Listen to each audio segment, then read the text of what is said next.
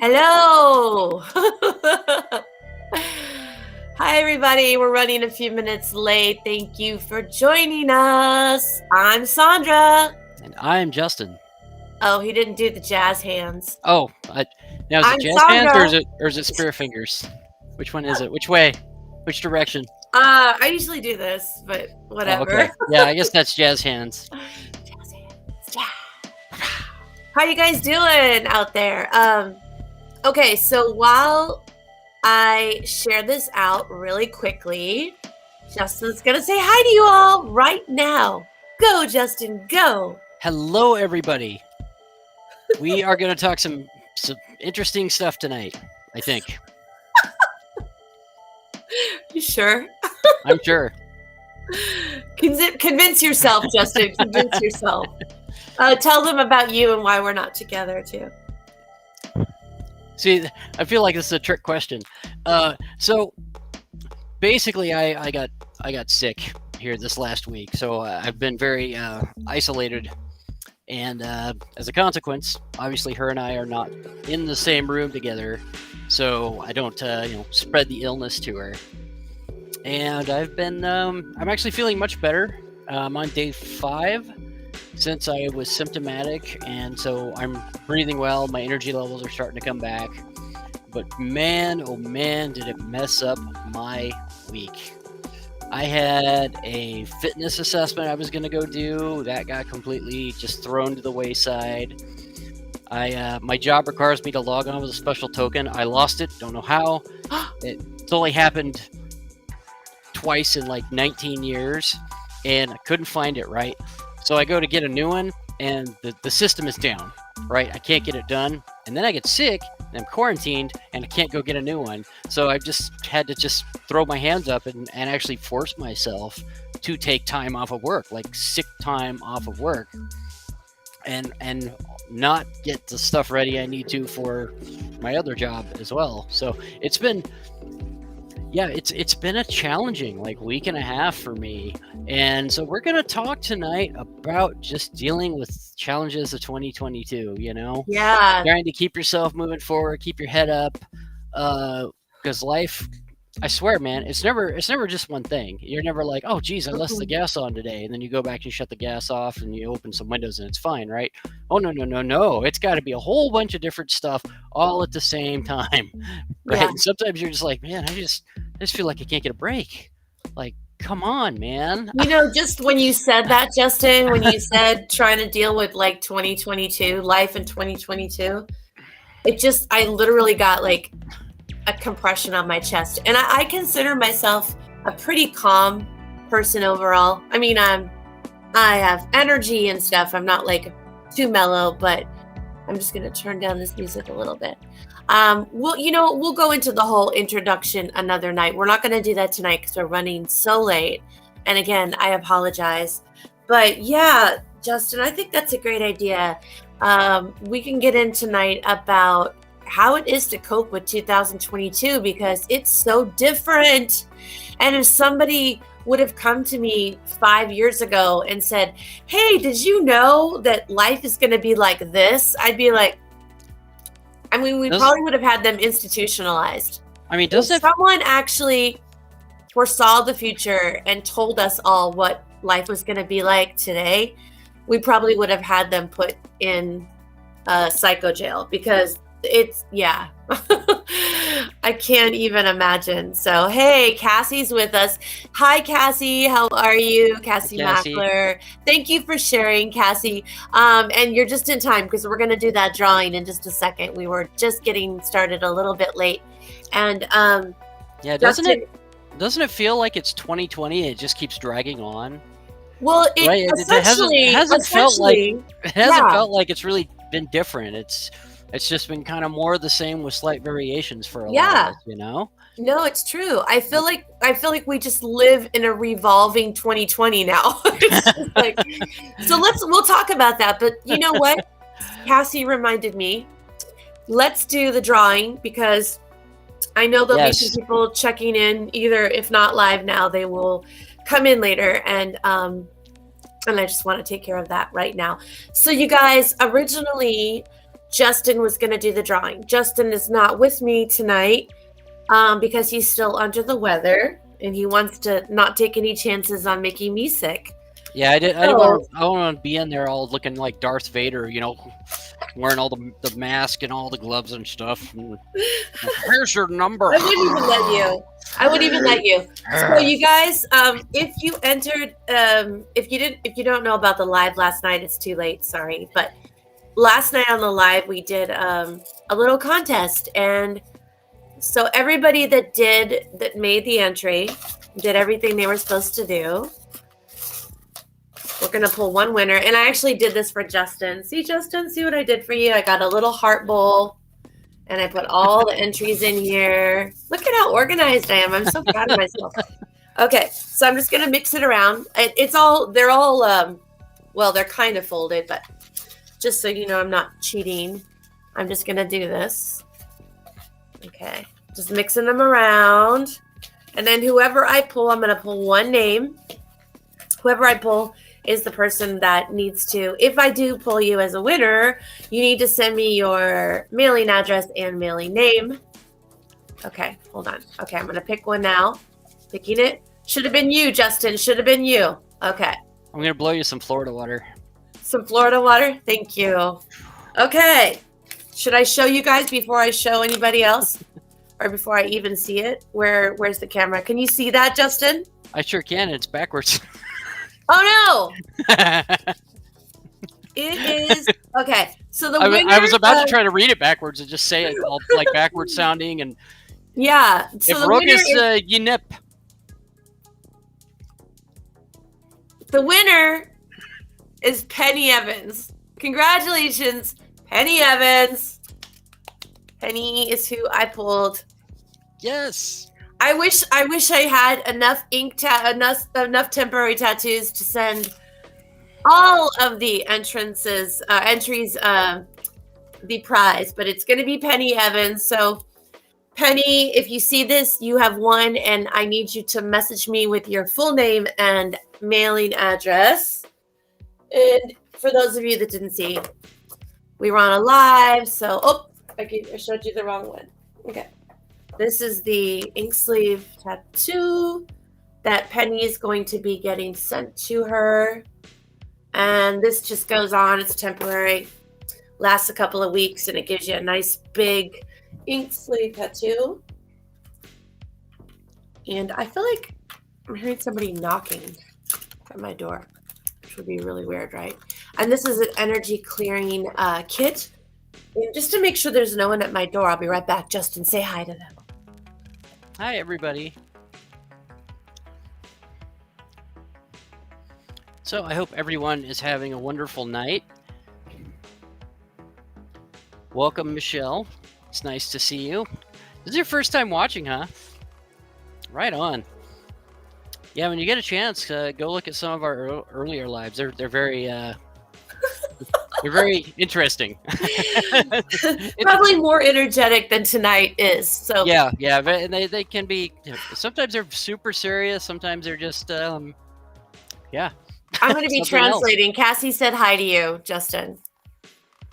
Nice to see you again, Cassie. Yeah. And then we have Michelle Nugent. Can you guys shout out where you're at? Because I always like to know where people are. So I feel like Cassie was on the live last night. I'm trying to remember if she was in Australia or not. Michelle Nugent, welcome. I don't recognize that name, but it says, so are you ABC. I don't know anything about ABC, Michelle. We're just Sandra and Justin. And if you guys have a question, it's Easy's 1, 2, 3. There you go. Yeah, a little Jackson. I don't know the rest of it. Okay. Oh, Cassie's in Idaho? What? Cassie? Oh, wow. Yeah. You're not far from us at all. Yeah. See, now, Cassie, now, if you would have won, it would have been a lot easier to get you the prize because I believe Penny Evans lives in like South Africa. So this is going to be fun. Michelle's in Ireland. That's awesome. I don't know what it is. I've had 2 trips. Oh, you can see the comments. You can see the comments, Justin? Yes. Oh, great. Okay. Hi, Nadia. Nadia, where are you checking in from? Oh, Cassie, ABC is my nickname. Got you.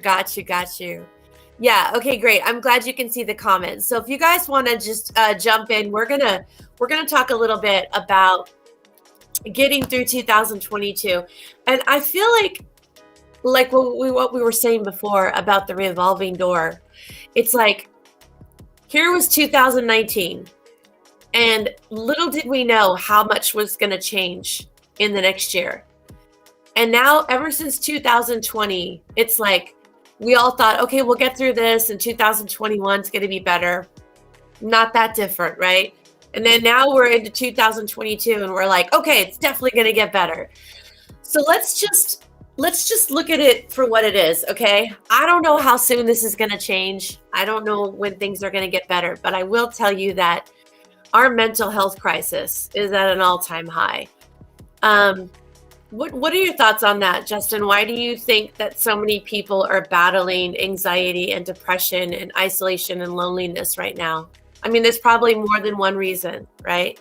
Yeah. Oh, yeah. Yeah. I mean, well, we're social creatures. I mean, we really Yeah. are. I don't think it's healthy or normal. I mean, there's an argument for, well, I'm an introvert, I don't like to go out, but really, an introvert is just somebody that has to recharge after they've gone out, right? They don't get energy from going out and spending time with people. We got to go and spend a little bit of time by ourselves to get all that energy back. Versus the extrovert, it's always got to go out and get they charge up from being out and about. It's just an inversion, Yeah. right? And so we've just got this situation now where it feels like that return to normalcy just keeps moving. Yeah. Right. And it's like, Right. oh, okay, well, so hey, stuff's returned back to normal. Hey, we can finally go out, we can start doing the things we like, and blah blah blah. And then right as we go to grab that little bar, it's like, whoop, oh, it moves again. It's and gone. all of our favorite stuff's getting canceled. It's changed. Right. Hey, we can travel again. This is great. And then all the flights are getting canceled. Like it's just like you just can't win, right? It's like, I'm just trying to get back to 2019 here.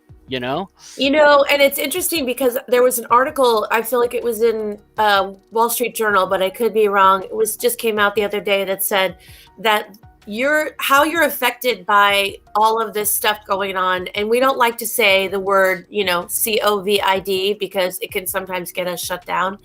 So we're just going to say complications. We usually refer to it as complications. But post-complication world varies according to what region of the country you're in. And I have noticed this because I travel for work, if you didn't already know. Caroline makes jokes about me being a jet setter. I don't know about that, but I do travel for work. And it's just crazy to me because in 2020, we are in Oregon, okay? Or Oregon, as you guys like to call it. And we were in the middle of a lockdown, and literally no one left their house. It was illegal to go to a park. It was illegal to go outside. You couldn't be outside on your bike without a mask, okay? And women were getting arrested for taking their babies to a playground, letting them play on the playground. So it was pretty bad here. Then I get on a plane and I go to Atlanta, Georgia. And I'm actually traveling with a coworker of mine that's from Oregon. And we are walking around, and we came out of a store or a restaurant and we had our masks on. But in Georgia, I don't believe they ever had a mask mandate.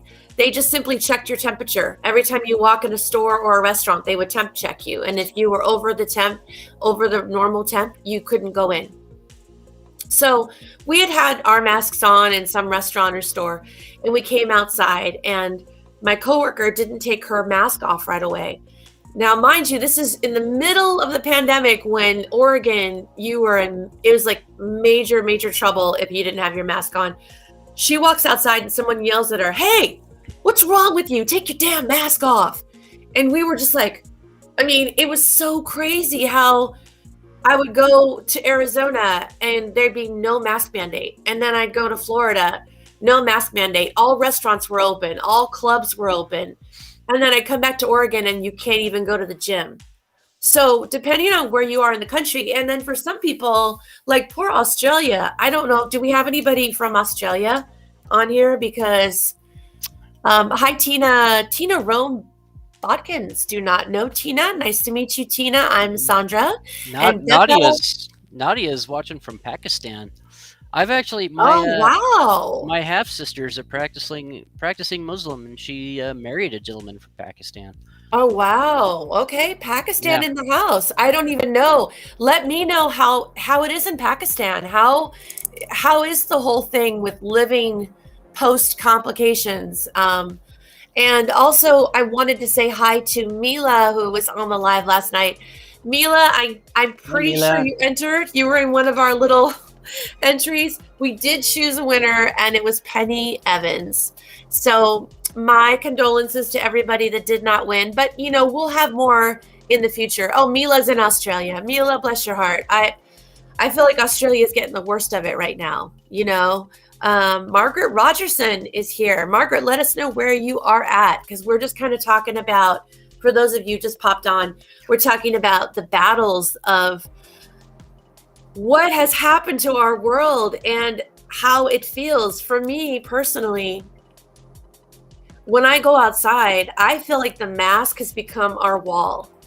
And I feel like where you used to make eye contact, kind of smile at people in the store or, walking down the street, I feel like people are even scared to make eye contact. I don't know what's happened to us, because it's like your mask becomes like this wall between you and the world. And I just feel like we've lost our humanity. I mean, is that being too drastic to say that?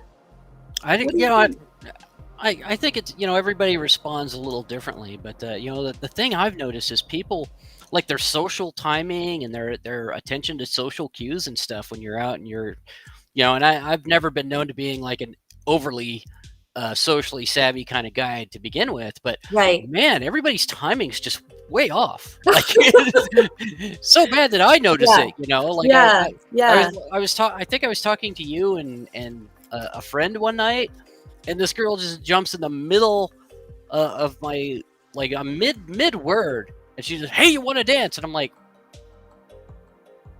Yeah. I didn't even know she was standing there, right? Like Yeah. this is because we were at a friend of mine's bar that they used to own, and they had some live music, and I like to go swing dancing or dancing to jazz music. So, but it was just like the social cue was just. Yeah. Yeah. And I see that a lot. I see a lot of people that their timing and their cues are off. And some You know, people are listening to this, Justin, and hearing you say that someone asked you to dance, and it's like, wait, you guys are dancing?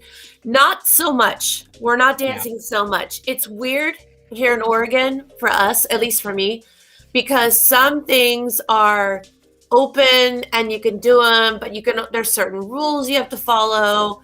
And then a lot of events here in Oregon, you must show your vaccination card to get in. And my thing is, I'm kind of a pro-choice person. I kind of feel like you should be able to do what you want to do. If you wanted to be, then you did that. And I know there's some people that are immune compromised, and for the older population, that was a great thing. It concerns me, though, when we get to the point in our country where we, anywhere in the world, actually, when people are made to do something that really should be a personal decision. And I feel like if you have taken the jab or you haven't taken the jab, that is your own personal decision. No one is allowed to shame you for it. No one is allowed to judge you for it. But when you're saying that you demand someone's papers at the door or they can't have entrance, that's where I start to have a bit of a problem, because I almost feel like, what am I trying to say here, Justin, with the whole like demanding that if you want to keep your job and you want to feed your family, you have to get something. I don't know. That's a little concerning to me. So I don't really support those businesses that are open but demanding people show their papers. Not too into that. I don't give my money to that. Yeah, it's really fascinating because they don't do it with anything else, right? Right. You don't have your tetanus shot. You know, if you can't show Yeah. me that you got your tetanus shot, you know, I might have an old nail sticking up at the end of my bar that you could, you know, cut Yeah. yourself on. Oh no, I got tetanus because you didn't show your tetanus shot. You know, it's really been fascinating to see how all this has played out. It's crazy, right? And then we've got a couple comments here. I wanted to. How do we highlight, Justin? How do I highlight someone's message? Well, let me see. Let me see. If I do this, what'll happen? Oh, I got it. Margaret Rogerson said it's because the fear has been put into everyone. And I think fear, yeah, that's a good one, Margaret. Margaret said where is Margaret at now? I know she said let's share. She's from Newcastle. So also another Aussie. Is it okay to say Aussie? I hope they don't find that offensive. Please let me know if that's offensive to Australians, because we like to say Aussies. I don't know if that's offensive to them or not. That's a really good question. Yeah, right. I don't know. And then we've got another comment here. I mean, I think they call us Yanks all the time, and I don't mind. Like, that's fine. That's fine. Michelle says, I think that it's all about control. I've never worn a mask. And a friend I had not seen in a year walked past me yesterday, and I didn't realize who she was. And that's the other thing. Like, I feel like half the time I don't know who someone is. And then later on, they'll say, are you upset with me? And I'll say, no, why? And they'll say, well, I saw you the other day. And I'm like, oh, God, you know, I didn't even realize that they were, I mean, under the mask, it's hard to see people, right? Well, I think the scariest thing for me to see in our culture, especially, and this is not just with this topic, it's been when in the last, gosh, I'd say at least 10, 20 years, is you can't have intelligent or respectful dialogue about anything anymore. It seems like without getting into a fight. Yeah. You know, if I say, you know, I don't think this is working as it's intended. And I'm seeing this information here, and there's plenty of things questioning this. Like the latest variant, I was reading about stuff from Europe, which Europe is like 10 years ahead of the U.S. in medicine. Shocker to a lot of people, I know. You know, and I have to question about, you know, the effectiveness of how we're addressing this problem, right? There's automatically somebody, it's like, oh, you're fake news, this and that and the other, and you're just uneducated and blah, blah, blah. And it's like you didn't sit down, you didn't make any good points with me, you know, you calling me names. I'm like, first of all, I'm actually very highly educated. And it's on both sides. Both sides are doing it. Absolutely. Yeah. Absolutely. And there's just this huge polarity in this thing. You just can't sit down and have intelligent dialogue anymore. You know, and how do you know? Like, I mean, here's the thing about it. And Cassie, let me bring up Cassie's comment, because I feel like, here we go. You've got Cassie, and regardless of whatever Cassie and her husband's personal choices are, her husband was going to be told it would be mandatory at his work. And now you've got a person that might have been fine with having the vaccine, and that's fine for them. But then what if he wasn't fine? And now he's got the pressure of, I've got to support my wife. I've got to take care of my children or whatever. And I've got bills to pay. What do I do now? And I almost sort of, I don't know, don't get mad at me. I almost sort of understand with the healthcare issue, because you've got older people that are compromised and they want to feel safe that their healthcare workers have been, you know, vaccinated. But even that's like, oh, you know, it's hard. This is hard. Well, now they're talking about a specific vaccine just for the latest variant. And there's stuff out there calling into question how effective are the current inoculations against the latest variant. You know, the person I got the latest variant from was not unvaccinated, or was unvaccinated. Right. Was unvaccinated, and we had the identical symptoms. Yeah, from start to finish. All the way into the end. Mm-hmm. And of course, and I'm. Being a guy that serves in the armed forces, I was mandated to get it. You know, I saw that. My son as well. And I saw that coming a mile away. But I saw guys that decided, you know, because of different issues, family history, whatever they had, they ended up leaving with like 15 years in and facing all kinds of disciplinary stuff and everything. That's the thing. You have doctors and nurses that are like, I've gone to school for this. I'm still paying my student loans. It's a career choice. that I made for myself and I thought I would be doing for the rest of my life, but now I'm leaving the healthcare field. And I'm like, okay, that concerns me, because if my own doctor is quitting because he doesn't want to take, the thing, and then you're telling me it's completely safe, there's a part of my brain that's going, this does not compute. This does not, Yeah. so it's like we have so much stress going on. Yeah, And there's so I much wanted to say confusion hi as to what the Sandra. right way to go is. It's like you Right. can't Hi, win. Sandra. Caroline's here. Sandra's here. Hi, you guys. We, just to catch you guys up, we are trying to talk about, and it's such a touchy subject, but the stress that we're all under in 2022. And we're just talking about how, depending on what part of the world you're in, how different it is with the mask mandate or the required, boop, boop in the arm. And it's hard. So let's talk about some of the effects of the fact that we're walking around in masks. We're living in a state of constant, I feel like every day it's a new story. Every single day there's a new story. The CDC says this, the WHO, the NIH, all these abbreviations are coming at us, and they're arguing with each other about what's right, what's not right, what we should do, what we shouldn't do. We don't even know moving forward what our lives are going to look like. But let's talk about the fallout of that.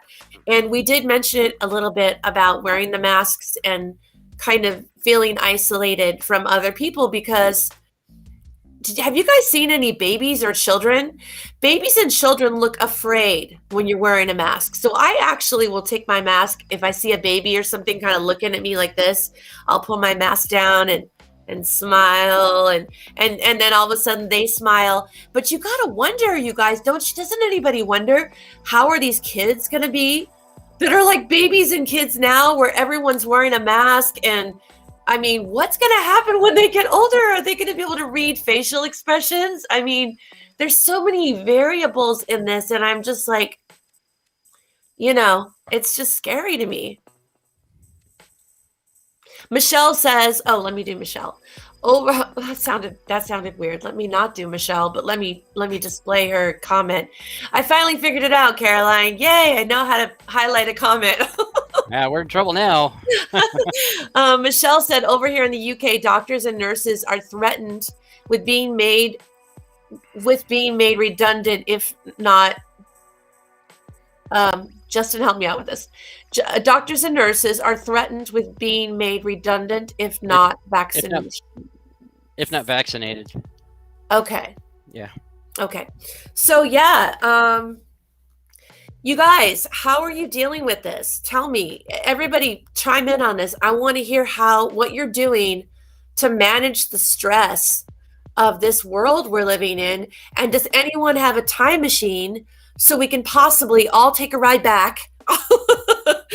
Can we? What year are we going back to, Justin? Can I go back to 1975, where everybody was roller skating and disco was out, and I was -4 back then, but if you want to go back that far, yeah, but it's a time machine. We can go anywhere we want. Well, and you remember, I could turn on the thing again and look like I'm disappearing, like in Back to the Future. Oh yeah, that was kind of scary. The green screen that made me look almost ethereal. Yeah. Caroline had an interesting comment. And when we speak, I lower it. Oh, okay. I wanted to give you the other one. Hold on. that was part 2. I don't wear it above my mouth. I'm a nose breather. Yeah, I think we're all just basically breathers. So I'm wondering, like we all need to breathe. I cannot breathe in those masks, and I refuse to go to the gym when they were requiring me to wear a mask and get on the treadmill and run, because there were a few times where I almost passed out. So that for me has been a challenge. Luckily now at my gym, which is one of the few gyms I know of, you can go and you can work out as long as you're 6 feet away from someone, you can take your mask off. So I'm like, yes, score. So, I celebrate the little things, like, oh, now I don't have to wear a mask when I run and I don't have to pass out. Yay. So what are you guys doing? What are you guys doing as far as, okay, let's do Xylon, and it's a new name. Xylon, please tell us where, and if I'm saying it wrong, you can't really correct me. So I'll just call you Z. Z, journaling helps me deal with stress. Okay. Yeah, You know what? I I'm do writing that a that lot. down. I do a I'm lot of writing that journaling. down. I'm journaling it because I'm going to make a list of things that we can all do moving forward. Yeah, So journaling. and there's different ways to do it. I don't really have a diary. My journaling is where I'll and won't get too much into spiritual talk tonight, but in my spiritual work, I'll actually do shamanic type journeys and practices, and sometimes and you start getting more and more internally aware of the narratives that rise or the negativity that rises at the forefront, depending on the situation you're in. And so I'll use my journal as kind of like a dumping ground. I mean, doesn't do me any good if a girlfriend gets into To kind of vent it, out. To vent rather than, attack someone. Yeah. Hi, Yeah. I'm going to try to say the name. Concetta Ward. Concetta, please let us know where you are at. Xylan, let us know where you are at. We'd love to hear where you are and what you guys are battling with in 2022. And, Justin, we kind of touched on it just lightly about mental health. This is really affecting people's mental health. The constant stress. I lived in New York during 9/11, and that was a pretty stressful time. But what I was thinking about this the other day, it was an acute trauma to go through 9/11 and be in New York at that time, and to look out my bedroom window and see black smoke where there used to be Twin Towers, right? That was an acute trauma. It was something I went through, and it was really freaky. New York didn't really return back to normal for some time. But you guys, this is like a chronic trauma. I mean, we are literally every day, we don't get a break. It's not like we've been through it for a month and then we get through it and we all fight together and we get through this. So I feel like it's wearing a lot of people down, and mental health wise, I think it's taking its toll. We do know that more people are, falling into depression and substance abuse, and unfortunately even suicide. And so what do we do about that? What are you guys doing about that? What do you tell your kids? So How do you explain this to your kids? That's a fantastic practice, Zylan. I should consider that. So Zylan What was talking happened? about when they journal, how journaling. they'll have, they're expressing their feelings, but they'll have a dialogue with themselves in writing, and they'll ask themselves and answer their own questions within the journaling. I had a leadership school one time that talked about doing 5 whys, right? You ask why 5 times, and that will get you to the root of something. That's the philosophy anyway. 5 times. 5 times, yes. Okay. Yeah, that's fantastic. I'm gonna try that. I really enjoy that. Now we've got Mila says that she works in a hospital. Everyone is so stressed. She listens to music. Mila, what do they do for you guys in the hospital? Is there anything they do for you guys to make your lives a little less stressful? I'm just wondering if they've made any concessions for you in the hospital, because that's got to be super stressful location to work in. Cassie says she's taken the time to really work on herself. Meditation, reading, walks, or yoga. Boy, those are good ones right there. I'm gonna add that to our list. Yeah, walking outside in nature is always a good thing. Yeah, Mila. So the something that they did here in select states anyway. In Oregon, they activated the National Guard and sent them into the hospitals during Delta variant. They did. And then for the latest variant, they reactivated and sent a lot of us back in. So I spent, I think, 2.5 months working in a hospital myself. Sitting in the full PPE with, I mean, at the probably the most intense part is I was in an ICU working with intubated patients, because you have to roll people over to take the pressure off their lungs and stuff each hour. So yeah, and there's really only so much you can do with the National Guard, right? Like, we're not all doctors, we're not all nurses and stuff, but I really, I started to see it as like a hearts and minds type of thing. Yeah. It was the government going, look, this is what we got. We're going to send these folks to you. And it was really uplifting to people to go, man, like, you know, it was surreal too to see a bunch of guys running around their hospital in uniforms with staff badges saying, hey, what do you need me to do for you? Yeah, just as support. You know? If nothing else, it was emotional support for the healthcare really workers and the patients. Oh yeah, I mean, I saw people almost come down to tears when you know, me and a bunch of guys go walking in, because it's just like, wow, what a sign of the times, you know. Yeah. Yep. Cassie says music and dancing for her. Conchetta is in Louisiana and Zylan is in Texas. I would love to know where in Texas, because I was recently in Texas, and we actually talked about Texas in one of our videos. We're both very fond of Texas, actually. We do like Texas. And, you know, my dad was a TI, so I lived in Lackland 6 years. Lackland Air Force Base in San Antonio. You know, Texas people, I don't even know if they're even getting affected too much by this. Like, I went to Texas and it was like, it's like Southern hospitality is alive and well. And I know that Texas doesn't really consider themselves the South, but they are so hospitable and so lovely. They're just lovely people. And I didn't really see a lot of mask wearing. I don't know if that's a mandate there. But I didn't see a lot of people wearing masks there, so I don't think it is a mandate. But they just seem to be the least affected of all the places I've been recently. I don't know.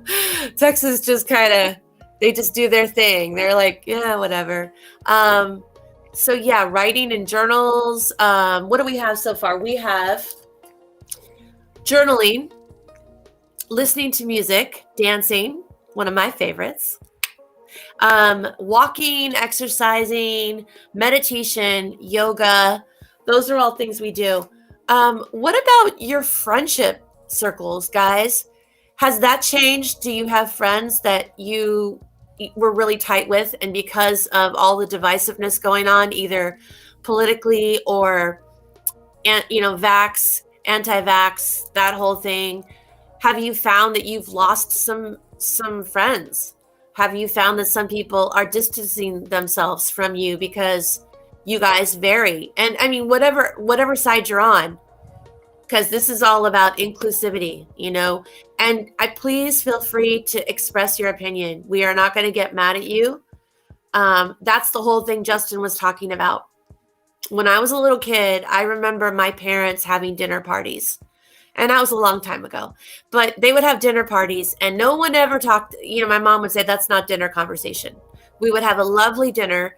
And after dinner, everybody would retire into the living room for coffee and pie. And that's where it happened. Like, it was like, and don't you know, and gosh darn it. And there was yelling and screaming. But you know what, at the end of the night, they shook hands and they said, hey, next Friday night, we'll see ya. And everybody left. They were allowed to disagree and still have their relationship. And I feel like we've forgotten how to do that, you guys. And if nothing else is accomplished tonight, I want us to all feel free to be able to express our opinion without judging anybody else and without being mean, because man, I've seen enough meanness on the internet for like the rest of my life, as far as I'm concerned. You know, in the last 6 months. Mike Tyson had a great quote, something to the effect of, you know, before the internet, you would get punched in the face for certain things that you'd say.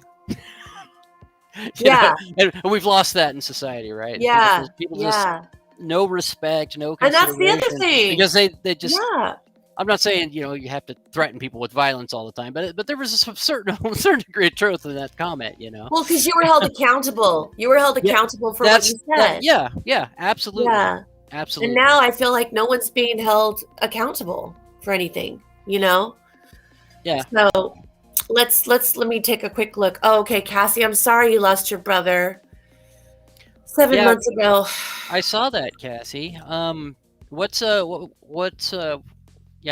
was his name?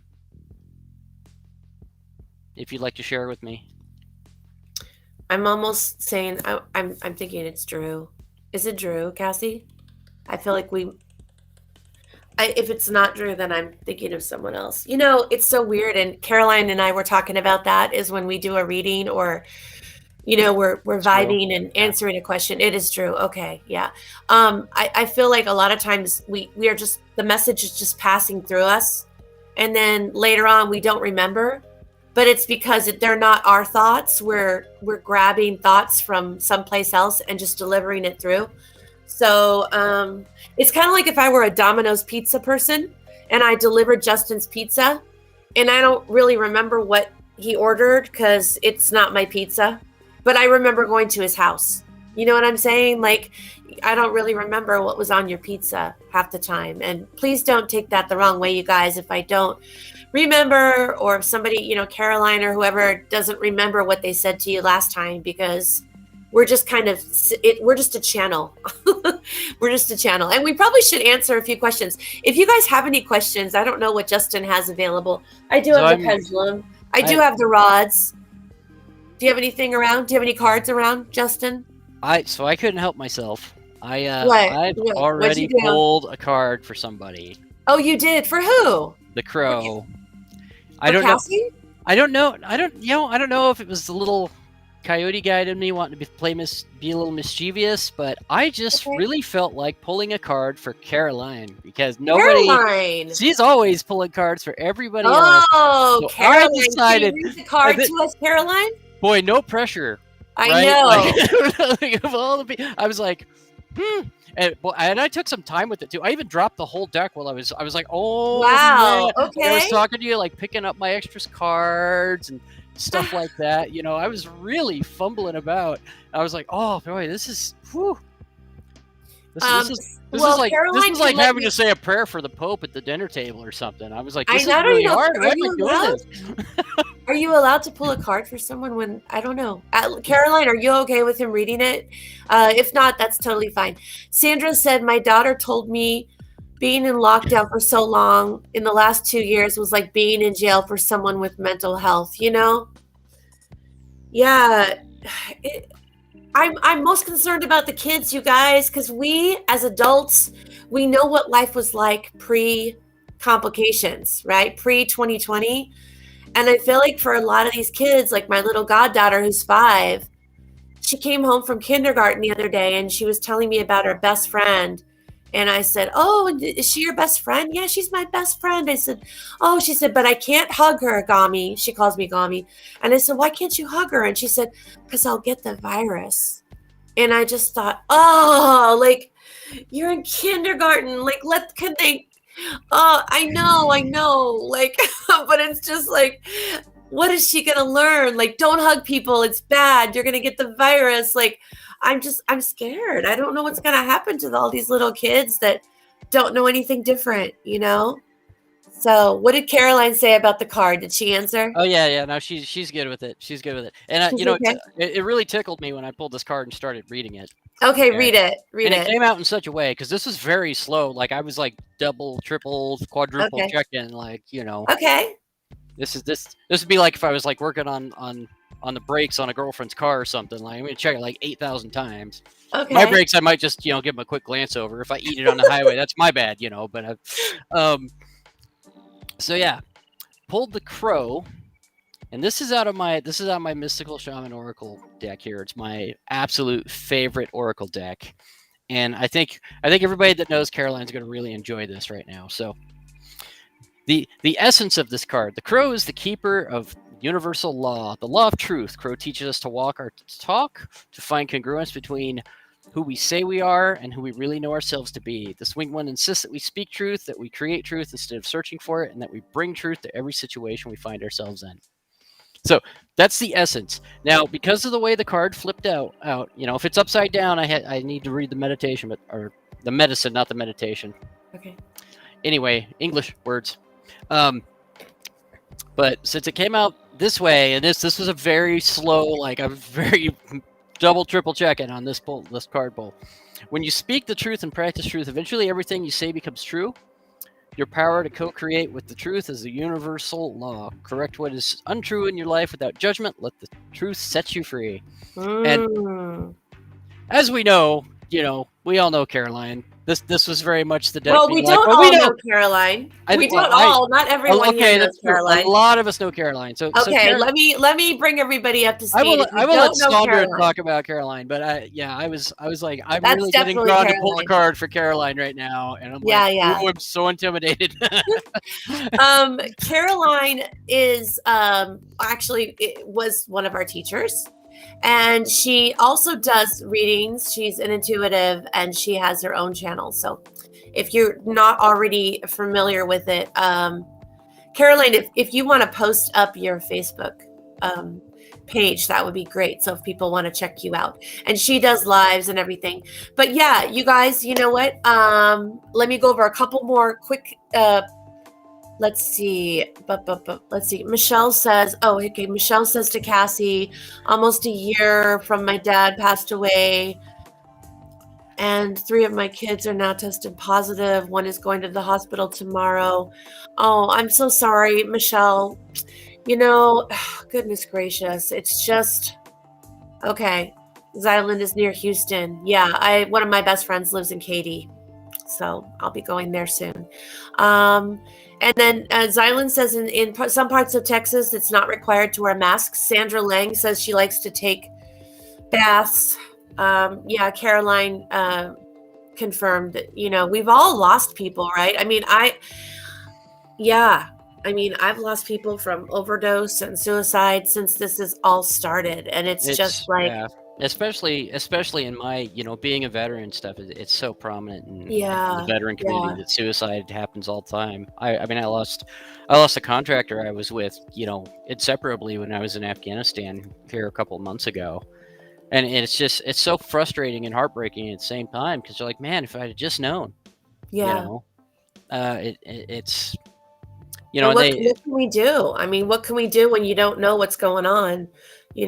Sandra says she's got a friend that doesn't want to visit her. I'm with you, girl. I've got friends that literally, when I was traveling from my work, I mean, it was for my job during lockdown, they literally said, you'll be the death of us all.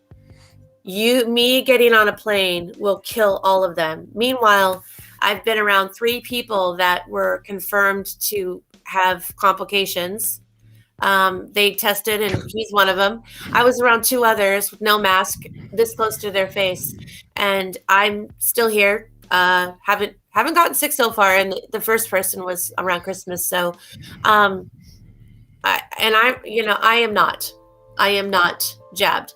The other 3 people that got it were. So it's just so much confusion, because so many people were like, okay, I wore the mask, I got the shot, then I got the booster, and now I should be okay. Oh, I'm not okay. It's like, I just wish we could get to the bottom of all of this already.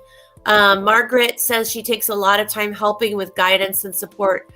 Okay, Margaret also does readings. Okay, Margaret, you are welcome to post your page. We like to support everyone here and make sure everybody, I think, you guys, what's so important right now is that we can all support each other without hate, without judgment, without, isolating people or keeping them away. We want to be inclusive to everyone, because the more of us that we have that are trying to do the right thing and help each other, the better this world's going to be. I promise you, it's going to get better. I don't know how soon, but it's going to get better. So Cassie says less friends.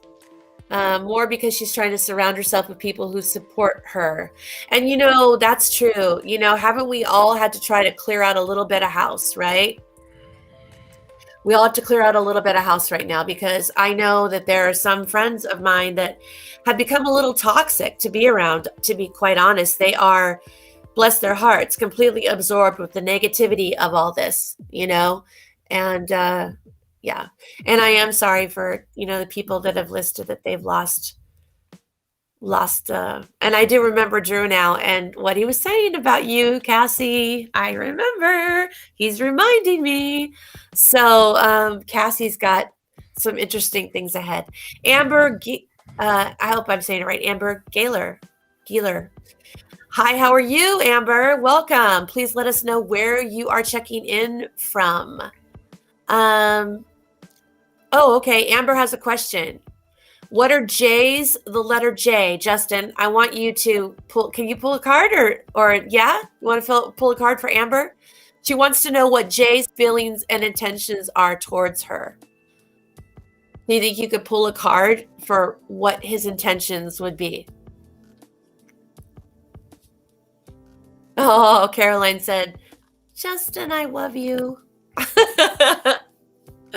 Get in line, Caroline. We all love Justin. I still can't believe Spirit did that to me. Pull a card for Caroline. Like, that's not very nice. Oh, I know. Well, because that's true, though. She's always a lot of doing pressure. Everyone else, and that card couldn't be more Caroline. It couldn't be more Caroline. Yeah, I was actually really pleased. I was like, oh, that's amazing. I'm so happy that was the one. Oh, okay. So Michelle also has a question. So I'll tell you what, Michelle. Just get a little list starting. So Amber, Justin's going to do Amber and her question about Jay and what are his intentions. I will grab Michelle. Not literally. Come over here, Michelle. I'll grab you. Okay, Michelle Nugent. Michelle, give me like a general, not a general. Just give me, that was a slip, Freudian slip. Give me an idea of like what area you want me to look at for you, okay? Or if you have somebody that's crossed over, I can also do that with the rods. Although I didn't really pray too much tonight, but I can do a quick prayer before I do the rods. Yeah, Caroline said, thank you so much, Justin, for the card. Yeah, Cassie, Caroline is amazing, isn't she? She is a special lady. Very special lady, Caroline. I don't know if you posted it. Yes, she posted it. Caroline posted her Facebook page. So if you have not gone there, I would highly suggest you go there and like and follow because she does lives. And she will also do a free quick one card reading, or she doesn't charge for healings. I don't believe she charges. But you got to follow the live that night because every person does something different every time they do a live. So there is Caroline's. Let me just get that up in case you didn't see it in the comments. And Margaret says, I am reading myself and love helping. So I have a page myself. Doing half my donations go towards the homeless, hygiene packs, also making up food hampers. That, you know what? That's so beautiful. That is so beautiful, Margaret. So I don't know if Margaret has already posted her page, but if she hasn't, please do so. Oh, Sandra has the Lean on Me song in her head. Yeah, when we need to support each other. I love that song too. I would play it, but we saw what happened with Caroline the other night. Oh, yeah. Song and watch our live go down. Wow, So, yeah. Lean on me. You come on, you guys. When you're not strong. I love that song. Yeah, That's we another literally upbeat song. Yeah, we were listening to Taylor Swift "Shake It Off." We shook ourselves right off the internet. It was amazing. Taylor just shook us right out. We were having so much Caroline. fun too, and all of a sudden, just Caroline, we love you. Caroline shared us 4 times, Justin.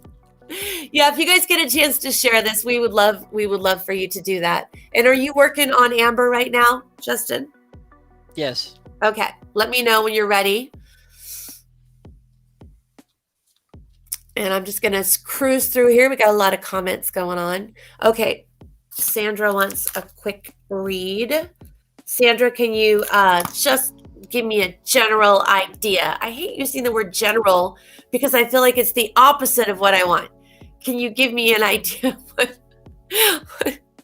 like love, money, health? Choose one. It makes it so much easier. I'd like a message from my dad, Michelle. Okay, Michelle, I can do that. If you have a specific question about, I need his name for sure, because dad could be granddad, dad could be great granddad, and dad is not enough for me. I may get the wrong person. Okay, he passed away almost a year ago, and Oh, is that your dad you're talking about, Michelle? Passed away almost a year ago. I'm wondering if that is your father. Okay. And Mila wants a message from her dad. He's going to be gone. Mila, give me a name. And if you guys have some question, I can see. Generally, what I like to do, I should explain this to you guys. When I do the rods, I like to get a yes or no question to kind of get them to connect with me or to get the divine to connect with me for them. And then sometimes they actually come in the room or they'll add something. And so it's kind of like I'm asking permission if we talk by the yes or no question. And then oftentimes they'll come through and give me more. But that's kind of opening the door. It's introducing myself because they don't know me and they're like, who's this crazy woman that's trying to talk to me right now, right? Maggie's readings. Yes, you shared your page. It's Maggie's readings. Okay. That's like half of our conversations, Sandra, between you and I. That's what goes through my head, anyways. What? Oh, you're so mean to me, Justin. You're so mean. See, Caroline, it's not just me. She can't hit me from here. Just saying. Okay, Conchetta wants a message from her son. Conchetta, if you can give me your son's name and if there is anything in particular that you would like to know. Okay. And we're not going to go too long tonight. So I'm just going to do those three. And then Sandra, you're going to have Sandra after Amber. Are you ready for Amber now? Are you ready did you pull a card for her? I feel like Justin. Yes, yeah, I did. you ready? Okay, Amber, this is for you. So Jay's is a bit nondescript. Is this like a Jessica, Jennifer? Is this a female that you're asking about? Oh. My thinky mind was like, oh, it must be a romantic related question. And then when I pulled the cards, I'm like, no, I'm getting something different.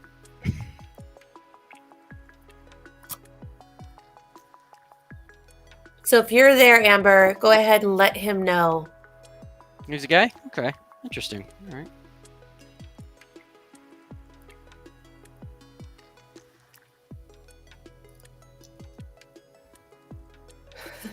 Caroline.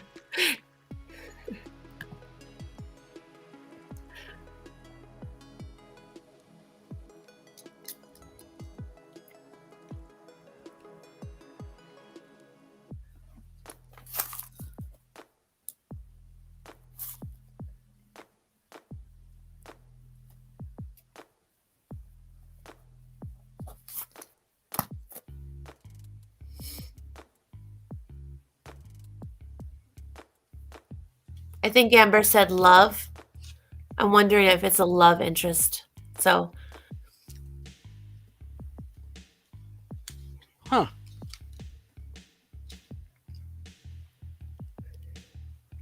Yeah. So I ended up pulling this card. What does that say? Because it's backwards. Oh, yeah. So it says mother, wife, sister, daughter. Oh, wait a second. Oh. This card is Lady Nada. So it's all about a significant female in your life, such as wife, girlfriend, sister, daughter.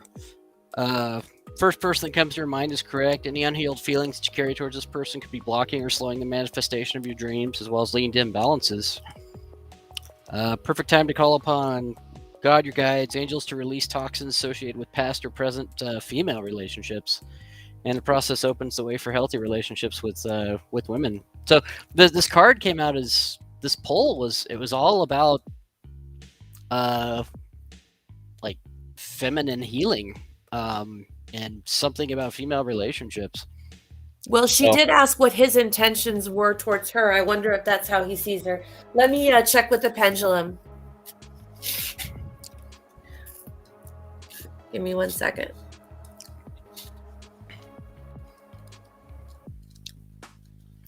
That's what always makes this fun, right? When you go in with like some kind of idea, preconceived notion, and then when it comes out later, you're like, huh, I'm getting all kinds of different stuff out of this. Okay. I asked the pendulum if his intentions were good towards you, and I got yes. What Justin pulled, and I'm almost inclined to think that that's possibly how he sees you, Yeah, as a yeah, healer and a wise feminine, divine feminine. Yeah, Justin, does that vibe with you? that makes. Yeah, actually, that does resonate. I don't Yeah. want to say it makes sense because we don't want to get our thinking mind involved No, too much, I but want to get the it thinking brain in there. yeah, it's just like, huh? Oh, Caroline had something interesting to say. She said, "Sometimes I will show it. Sometimes Sometimes the cards come out with what needs to be said and not what the person wants answered." So, yeah, his feelings. She said, "Interesting. Yeah, it could be that's how he sees her. It might have been you were pulling on his behalf." Yeah, okay. Well, I'm going to move into I've got Michelle Nugent. I hope I'm saying that right. And your stepdad, Chris. So I'm going to go ahead and connect really quickly with Chris, your stepdad, and I'll see what comes through. And while I do that, Sandra Lang was hoping you could do a quick read for her. So I'm going to disconnect from you guys for just a second, and I'm not going to be able to talk. I'll see you in a minute. my ascended masters deck really wants to shine tonight. Well, then maybe you need to talk to Sandra with that. Okay, I'll be back in just a minute, guys. I'm going to do the rods.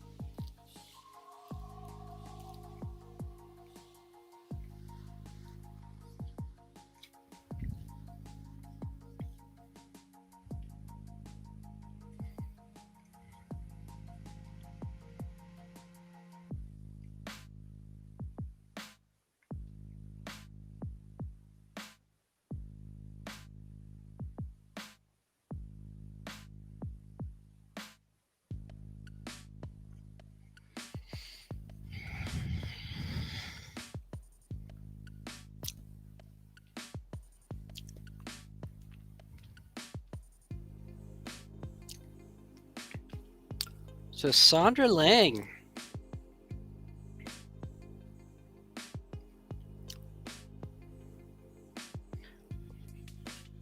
I pulled Twin Flame rather, for you.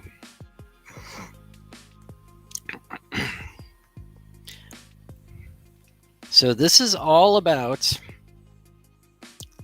a twin flame relationship. Deepest form of romantic love. Must follow your inner guidance, learn personal growth lessons, and have patience with divine timing.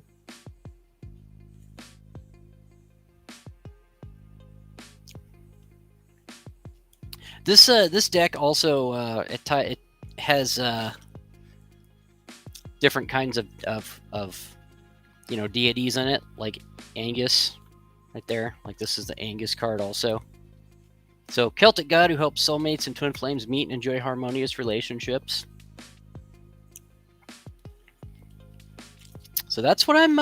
Yeah. Keep your eyes open there.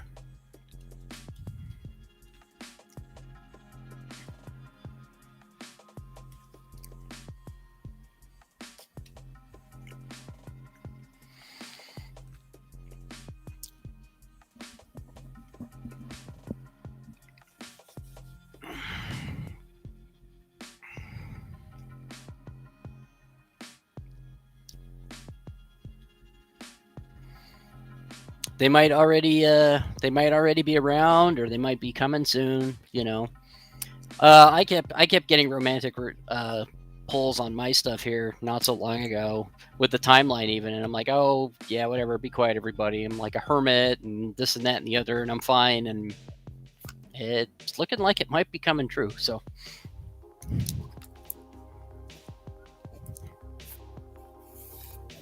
it's okay. Sometimes they just find you. Oh, Sandra says she's not looking at the moment. Okay. Are you? Can I talk? Or are you still doing something for Sandra? No, that's all I had. Okay. There was nothing really over the top that came through other than Yeah. Well, one card. It's like it's not gonna be a huge thing. Okay. So really quickly, can I get Michelle Nugent? Michelle, if you're here still, can you please check in with me really quickly? And when you check in, I wanted to ask you was there a complication around Chris's death, your stepdad's death?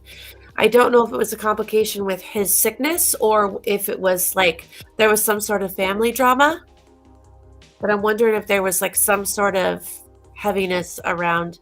Obviously everyone was sad when he died, but I'm wondering if there was some sort of complication or some kind of issue that came up around him passing over. Yeah, Michelle, great. Can you answer that question for me really quickly? Was there a complication or something going on when he died? And I don't know if, okay, what do I feel? I'm not sure if it was around him being sick and there was a problem, something went wrong, or he was supposed to be getting better and it didn't happen, or if there was some sort of issue in the family around the time he passed, some sort of drama. Which one is it? I'm trying to get a read on that. Or maybe both. Is that what I'm seeing? Okay. Yeah, he definitely was sick. But I keep hearing complication. So I don't know if it was a complication of something to do with his physicalness or physical state, or if it was a matter of the family. Like there was almost like some sort of drama. He had COPD complicated with COVID. Okay. I mean, that could be it. I almost feel like there was some family drama as well.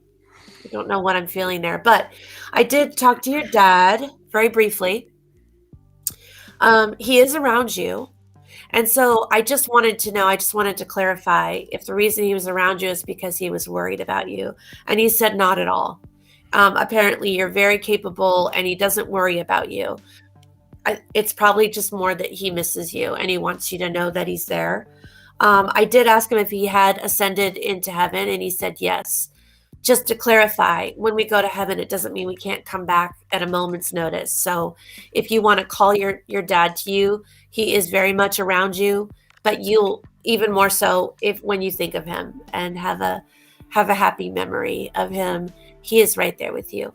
And Yeah. And I don't know why I was picking up on some sort of drama around his passing. Obviously that's pretty complicated, but almost felt like there was like some drama with the family, but maybe you were not even aware of it.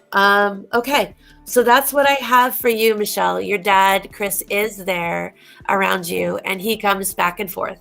So he's in heaven, but he can be with you in a moment. So whenever you want to talk to him, just talk to him. He can hear you.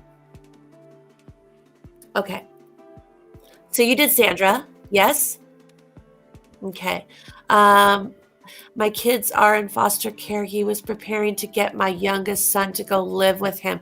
Okay, that's the family drama I was feeling. Okay. Okay. And that kind of threw a big monkey wrench in the plans. Well, okay. Justin, can I ask you a quick favor? Yeah, what's up? Would you pull a card for Michelle? Would you pull a card for Michelle? I feel like she needs a card right now with everything that she's gone through. It sounds like she's got a lot to deal with. Would you just do a quick card for her? And I'm going to check in with Mila's dad, Maurizio. I don't know if I'm saying it right. Maurizio? I'm gonna check in with Maurizio. I hope I'm saying it right. So I will be back. And Michelle, Justin's gonna grab a card for you.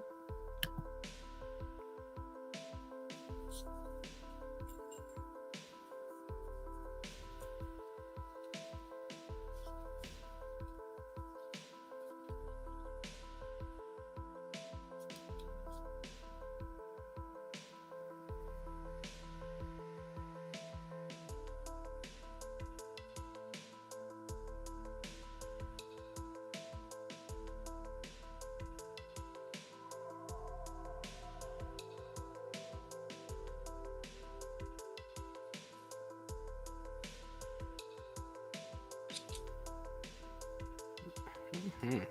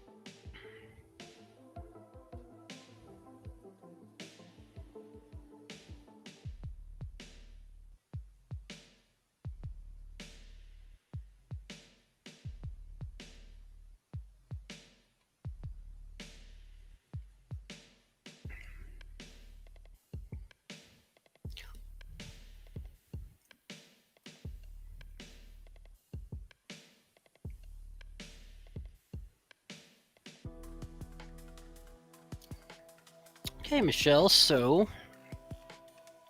I've actually never seen this one before. I love when I'm called to use this deck. It's my favorite deck. So this card is the Time Master. One of the reasons I love this deck is just because the artwork is phenomenal. And the book is really big, so it's easier to read. So how the card gets pulled matters with this deck. If I'm called to flip it out upside down or pull it out and turn it in such a way, it'll affect the information, what I need to emphasize to you. But they're always the essence, regardless of whether or not the card's upside down or right side up. There's always the essence of the card, the core like energy in the card itself. So with the Time Master, time is a construct as a human mind through which life events are seen to flow in a straight line from past to future. This, however, is an illusion. Time moves in patterns, fractals, sometimes turning like a wheel, and others moving straight as an arrow. It actually, this is very much a Western idea that time moves linear. If you look in Buddhist beliefs, Hindu beliefs, my personal like Karo shamanism beliefs, there's the idea that time is happening all at once, all in different timelines, right? So it's a circle, and everything's going on at the same time, type of mindset. Which is why, you know, the whole 2012, the wheel that they ran out of time on. Everybody's like, oh, the world's gonna end. Well, no, that those cultures don't look at time linear. So that's the essence of this card, is the idea that time is circular. Now, because it did come out upside down, right? There's a medicine attached to it. And sometimes it appears that you're running out of time. You worry you won't get what you need or want. And that's really resonating with me right now. For you is this worry that you're not like getting what you need or what you want. Everything gets stuck like a log jam, and it's in your mind. Time expands and contracts according to your ability to be mindful and observant. Fully engage in your now. It's time to release the story of your past. Equally, it's time to release your need to know the details of the future. So all the treasure magically reveal itself when you remain relaxed and present to what's directly in front of you and nothing else. And you realize you have all the time in the world. You'll never run out of it. So that's what I'm getting for you right now. It feels like you're like stuck in a kind of a not getting the things I need, don't have enough time, you know, and so you're looking for that extra. I need this, and I need this, and really you just need to relax into the moment and be mindful as to what you're doing, and relax into the now. And the treasure you're looking for, the message you're trying to hear, the things you're trying to see, they're gonna arrive for you.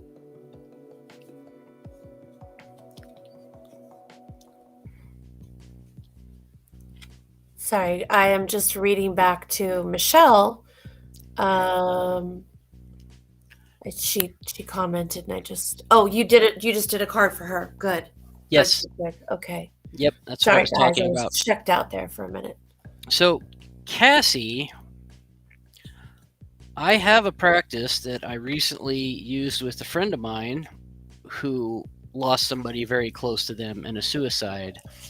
And if you like, probably won't be able to do it on the live. It can take 7 to 15 minutes.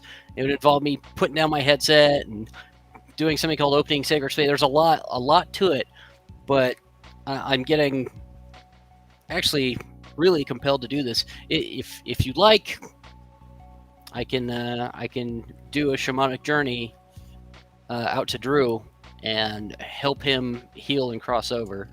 Because unfortunately, a lot of times with suicides, people are stuck. They're like in a state of shock that it actually happened. I've done this one other time before, and then I went and told them afterwards what I had done. After saying, you still feel this person's presence, and asking different questions about them, things I didn't have any way of knowing about them, and they're like, yeah. And then I told them I did this. So, if you're okay with that, later tonight, I can reach out to him and help him find some peace. Yeah, I just asked Drew. I talked to Drew last night, and I didn't ask him anything about ascending. I just asked if he had ascended, and he said no. So, if she's okay with that, you might want to kind of explain to everybody how that basically works while I'm doing Conchetta's son. But I wanted to first talk about Mila. Mila, if you're still here, could you check in with me really quick? Hi, Carmen. Carmen Horn. Hello. Can you let us know where you are joining us from? We'd love to know what part of the world you're at. And must be someone that knows Caroline. So Mila. Okay, good, Mila. All right, so here we go. Your dad, I hope I'm saying it right. If I'm butchering his name, I'm sorry. Maurizio is how I see that name, but I could be wrong. So yeah, so Maurizio is around you, but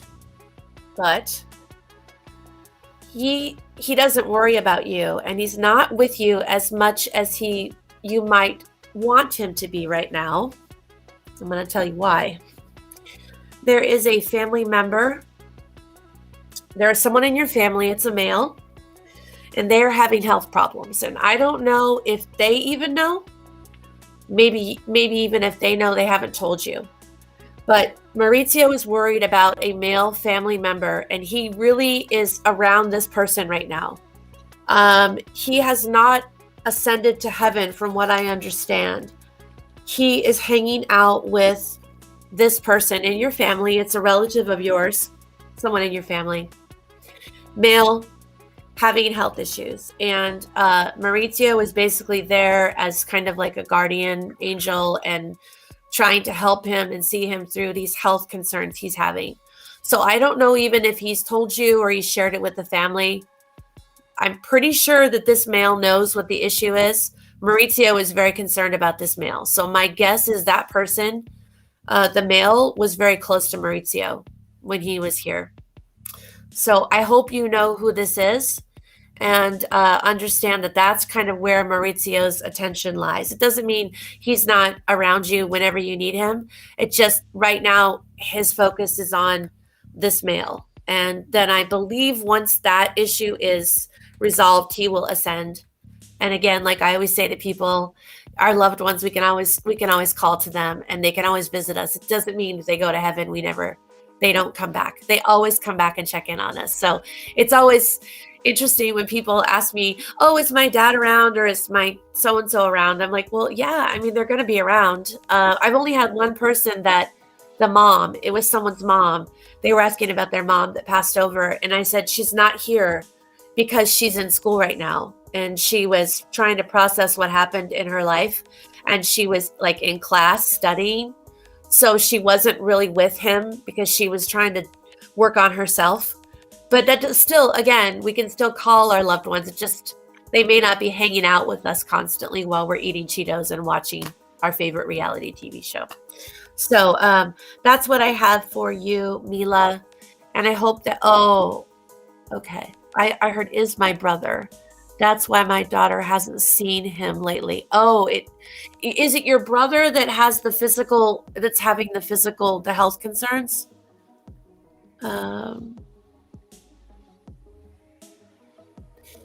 He's not around because he's busy. I'm wondering. Okay.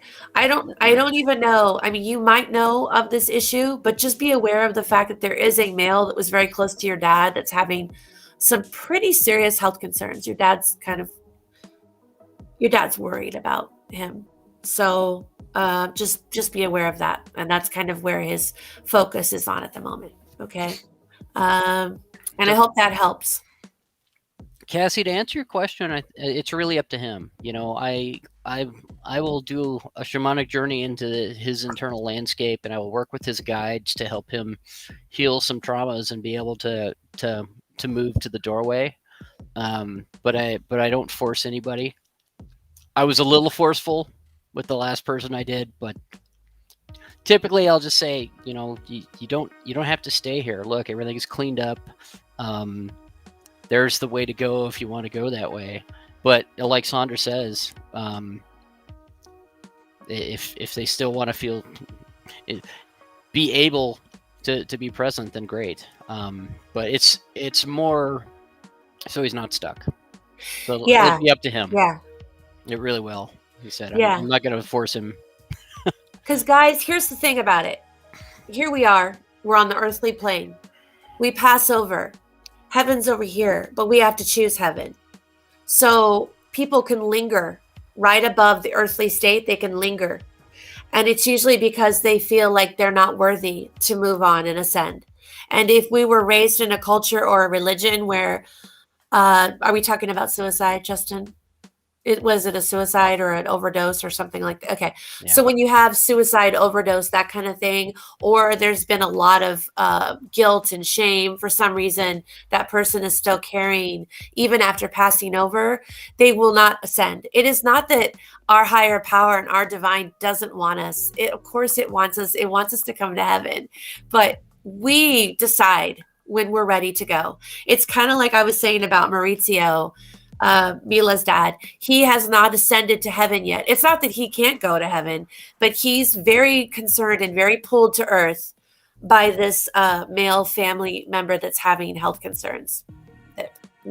So with your brother Drew, I'm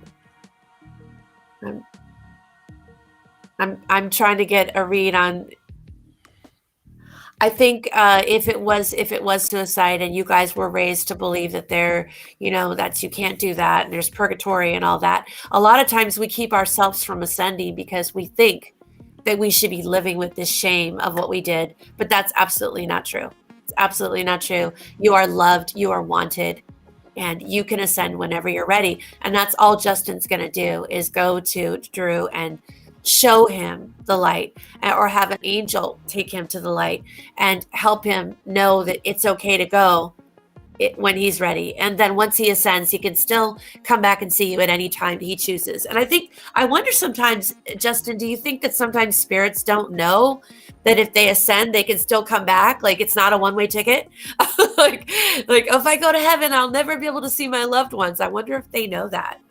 I don't even know the answer to that. It's a fair question. I'm going to help basically clean up and heal because, like I said, especially in cases of suicide, there's a shock factor. Like it actually happened. It worked.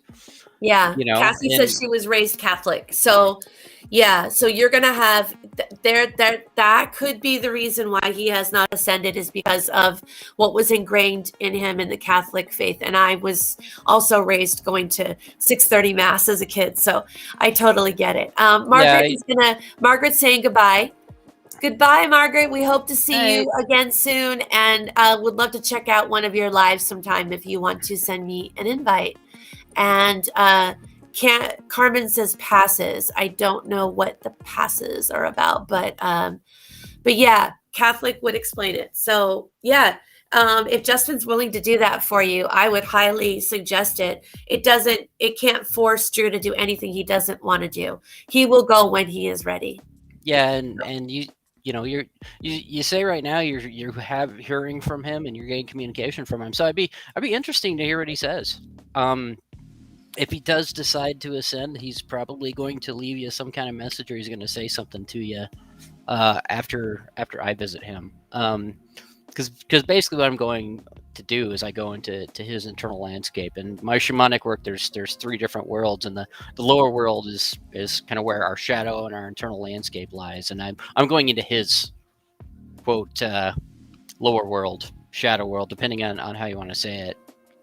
One of the practices we have is called soul retrieval. It's when you go and you find a trauma that's separated from the person at some point in life, and you help them recover that and reintegrate that part of themselves that left. And so historically, when I've gone into an area that's been a suicide, it's kind of, a lot of times these soul bits manifest as like oblongus, like shiny crystals type things, and it's like they're just everywhere after a suicide. It's like the whole landscape and everything down there is just all over the place. It's a crazy mess. And so what I do is I come in and I call upon their guides to help me, because I don't have all the answers every time, right? And it's usually a lot to work with, and they help me clean up, and then I'll talk to them and say, hey, what do you want to do? You can go. That's what I'm here for.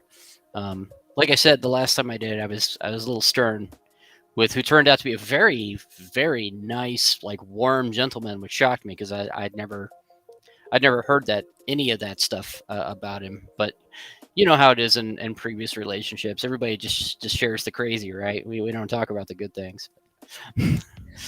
True. There's a great movie by the way, you guys, called What Dreams May Come. What Dreams May Come, Robin Williams, Cuba Gooding Jr. And if you get a chance to check that out, I do believe in the movie the wife does commit suicide, but Robin Williams goes and tries to retrieve her because she has made a hell for herself. And she can be in heaven, but she chooses this life, this virtual reality that she's created, and she lives in it in misery because that's where she thinks she needs to be.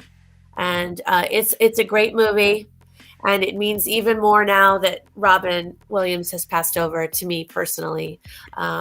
It touches me every time I watch it, and I can't watch it without crying. You know, it's kind of fascinating. The popular Netflix show Lucifer, right, based on the Judeo-Christian ideologies of heaven, hell, and the warring angels and stuff like this, and demons, and it's actually quite shamanic because the notion of hell in this show is like a confinement that people create for themselves through guilt and self harm, like not traditional self harm, but like beating themselves up in their own mind over and over again, and they create their own definition of hell. Like the Lucifer in this show doesn't do anything other than go, well, you did this yourself, you have to free yourself. Well, I mean, if you think about it, who's worse to punish yourself than yourself? I mean, we are our own worst enemies, aren't we? I don't think I could ever be my own boss. God, it'd be horrible. Yeah, we're terrible. We're terrible to ourselves. Okay, if Conchetta is still here, Conchetta, can you check in with me? Your son, Brandon, you're asking if he's around. So again, I can already tell you the answer is yes, he's around. But if you have a specific question, I can look into that. Oh, Caroline Thomas says she loves Lucifer. I have to check out this show because Justin keeps talking about it. Now Caroline says she loves it, so I've got to check that out. But Conchetta, if you are still here, okay, please let me know if you have a concern for Brandon or if you are wondering something specific, because I promise you, if he is your child, he is there. He is there. He's there with his mama. Okay, so give me a little more to go on. I can already feel his energy. I like him. So Jocelyn, I'm feeling much better tonight. Thank you. You notice I can actually speak. Hi, I'm pretty Jocelyn. sure if I was actually teaching everybody something, I wouldn't, devolve into a hacking fest like it did the other night. So frustrating. But thank you. Yeah, thank you for asking. Yeah, I'm doing. Carmen is asking, do demons actually exist, Justin? So good luck with that while I wait for Conchetta's response. Well, if you want me to answer, so yeah, I want you to answer. In my spiritual practice, we've got some controversial ideas around the notion of like demons or evil spirits, if you will. My primary shaman that I work with, and she's been in the spiritual work at least 28, 29 years. She has never encountered a malicious spirit. She has never felt the need to protect herself or anybody else that she has been working with or around. The most that we've encountered, that I've encountered, is sometimes you'll do a shamanic journey and we say, "Are you my guide?" And they'll be like, "Well, no, I just thought I'd show up." And like, "Well, go get my guide. I don't know what you're doing here," But yeah, the notion of demons or evil spirits and stuff, in my personal belief system and our shamanic system, it's just not a thing. A lot of times the shadow movements and stuff that you see on the wall and stuff, we believe that's coming from ourselves a lot of the time. So it depends on who you ask, though. I watch a lot of ghost hunter stuff, like guys that do just the scientific paranormal investigation stuff, and they talk about non-human hauntings.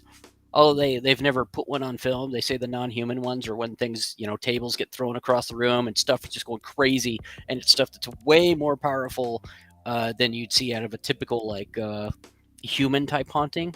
And I think that's their correlation to quote demons. But as far as the biblical definition of demons and stuff, I personally, I don't even worry about it. I don't worry about that. I don't worry about malicious spirits. I'm kind of itching for the day where somebody says, "Hey, there's something wicked just tearing my house apart. Can you go deal with it?" And the first thing, the first thing I'll do is I'll try to sit with them and try to help them with their internal landscape and see if that's really the source of it. And then I'll gladly walk in there and see if there's Yeah. truly malicious spirits at work there. This house here's So got a here, bit of activity that I just noticed was just something that kind of wanted attention, and after it got acknowledgement, it stopped. well, I'll tell you how I see it. Working with the rods, right? I'm opening a door to the other side, and but that can be for both good and bad. So every time I open that door, I have to ask my divine, my spirit guides, my angels to please protect me when that door opens, because when I bring through Maurizio, or when I bring through Chris, or I'm about to bring through Brandon, unfortunately, when that door opens, they can come through, but so can something else. And here's what I have to tell you about energies. I like to say bad energies. I don't really know about demons, but I know there are negative energies that can come through. And what I'll tell you is this: people that live in the light, people that do the right thing, people that ask whatever higher power they have for protection and for protection, and basically live good lives. Darkness can't touch us because we're surrounded by light and love, right?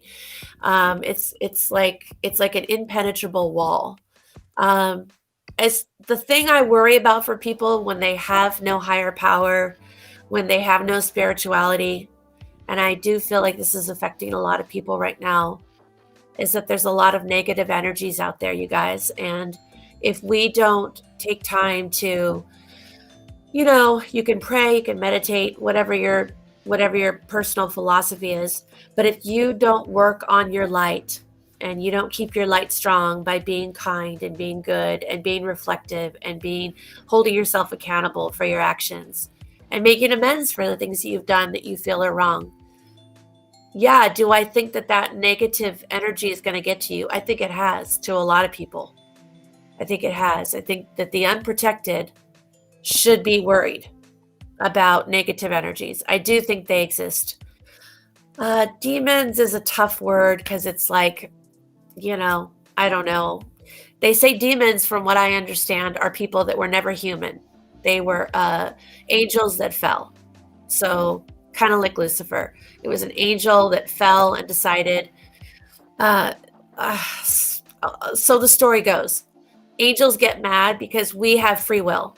Justin and I have free will as humans. Angels have never been human. So they get mad that they didn't have the choice. And when they do that, they become a demon. I don't know. That's what I heard. I don't I know if that's definitely, true. I definitely, and mind you, my work is mostly with nature, with the land, and with the traditional spirit animals, in a sense, that'll show themselves in different ways. And so the first time I saw an angel during a shamanic journey, I just came back confused. And I absolutely believe in them. And Yeah. I have seen them. My friends have seen them. Uh, my primary shaman, I won't call her out on the live, but this lady's actually quite famous in Peru in some circles, and she actually encountered, while working with a client, a giant raven. She said this raven came in and just took up the whole room, wings span all the way across, and she's like, "Who are you? What is going on here?" And it turned out to be Metatron.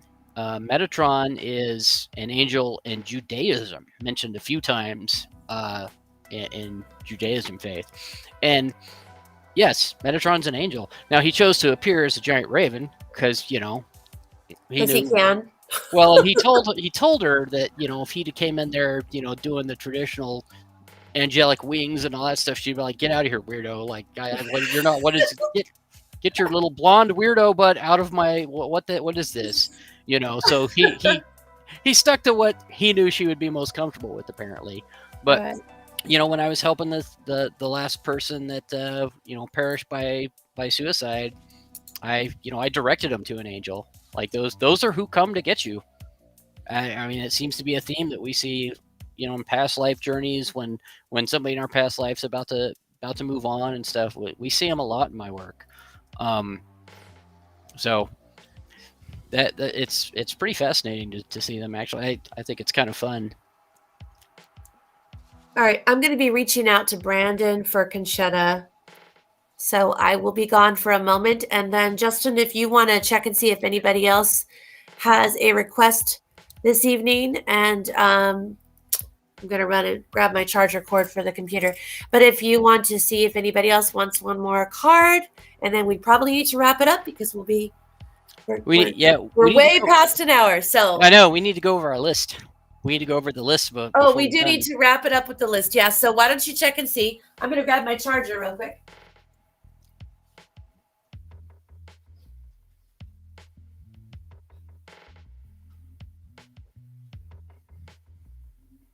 I'm actually looking up a book title I wanted to share right now. I'm just getting a kind of a call to share this title with a few people. Of course, the second, you know how that goes when you're like, what's the title exactly?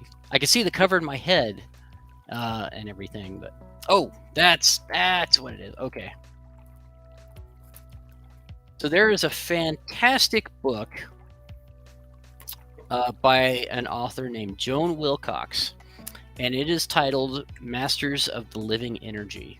And it is all about the mystical world of the Caro of Peru, which is where I get the foundation of most of my practices from.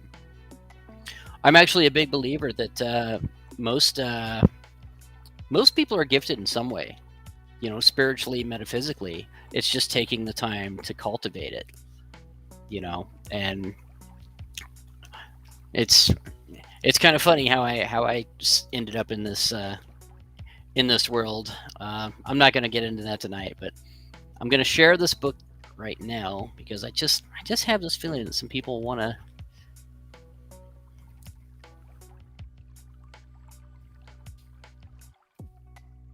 Oh, I didn't mean to share Kindle edition. You don't have to get the Kindle edition. That's just what's shared, but.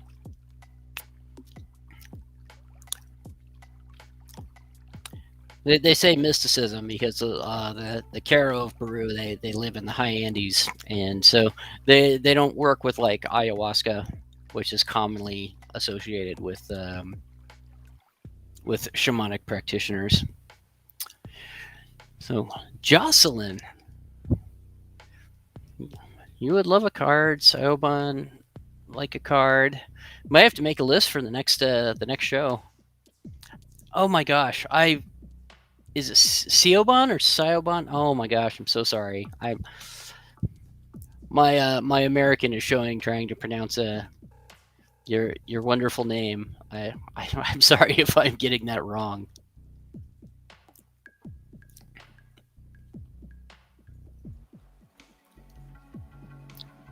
Shivan. You're trying to help me. I'm just making it worse. I don't know what to tell you. I mean, you can dress me up, but you just can't take me anywhere. Ask Sandra; she knows. Siobhan. Oh, Siobhan. It's Irish. Is it like Gaelic? Okay.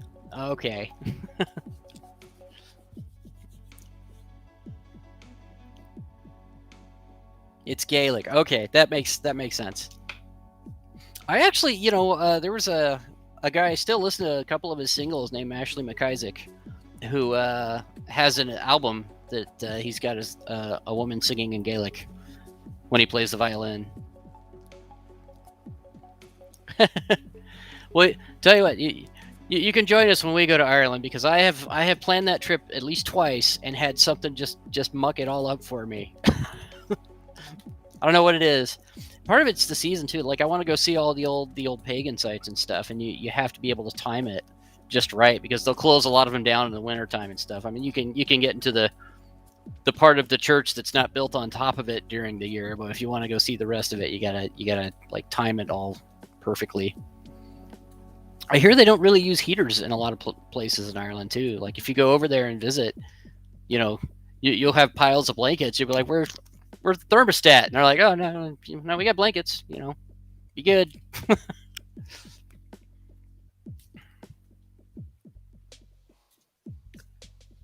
Don't kiss the Blarney Stone. Yeah, I'm not into kissing rando rocks. Everybody else has probably kissed for some reason. I'm back. Okay, Are you pulling a card for somebody? We gotta stop talking about her. What? Well, I naturally reached out and grabbed my Oracle deck and started shuffling. Okay. I'm gonna just give a message to Conchetta.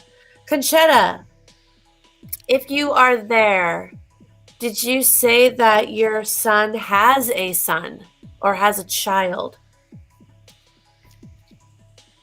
A younger child. That's awesome, Siobhan. I love world facts like that. Thank you for sharing that to me. That's amazing. Sounds like something the Irish would do, actually. That is hilarious. I love that. Oh my gosh. Okay. Yes. Okay, you said yes, Conchetta. Are you confirming that yes, he has a young child, a son that's a young child? And the reason I'm asking about young is because his answer was that he actually talks to his son. If that is who we're talking about, there is a child. And the way he communicates to the child is he actually talks to them. And I don't know if they have acknowledged this to you or told you, but they are talking to them. And it also makes me wonder if that child has some mediumship abilities. Because he is able to talk to him, which, okay. Yes, he does. He wasn't born yet when he died. Okay. I don't know how old he is, Conchetta, or if he's able to verbalize at this point, but with you, about it. But he is, your son talks to him. And so, yeah, it leads me to believe he may have some, your grandson, I would guess it's your grandson, has some mediumship abilities. So if he ends up, for small children, it comes through as sometimes they'll be laughing and giggling and looking at something in the room as if someone were there just going, gitcha, gitcha, gitcha, gitcha, goo. And they'll be laughing and laughing, but there's nothing there. Or sometimes they'll look up at the ceiling and they'll actually point and say, Daddy, or whatever. And don't discount that. And definitely don't discourage it, because a lot of parents think, oh, my kid's being weird. Let me get a hold of this. So if the child does show those abilities, just know that he's going to be an intuitive or a medium or something like that. He'll have those abilities when he gets older. Oh, he's going to be 3 in March. So maybe he doesn't say anything. Maybe he doesn't even know it's his dad. I don't know. But he does talk to him. Now, how does Brandon talk to you, Conchetta? I'll bet you know. He talks to you through music. And he was telling me there is one particular song that he knows that it was like your song, or you guys he knew that this was like your favorite song, or you really like this song. And he said that you've heard it and you thought about him. That is how he communicates with you. He communicates with you through music. So you must be a music lover. And that's how he feels he can best communicate with you. And I don't know if that means on the radio or with your records, or maybe you play an instrument or you sing, but through music, he is connecting. And that is how he kind of reaches out to you.